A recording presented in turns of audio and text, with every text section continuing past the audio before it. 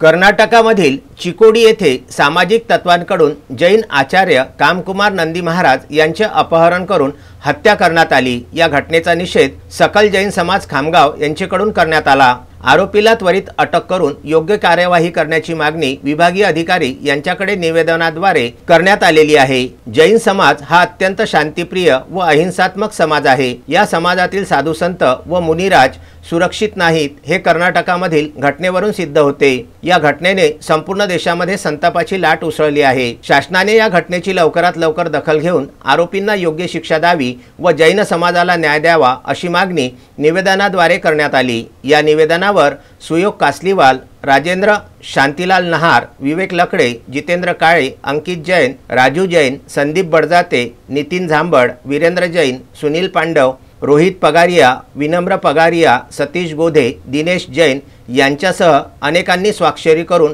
आपली मागणी शासनासमक्ष केलेली आहे। विदर्भ न्यूज करिता ज्येष्ठ प्रतिनिधी मोहम्मद फारूक यांचा हा वृत्तांत।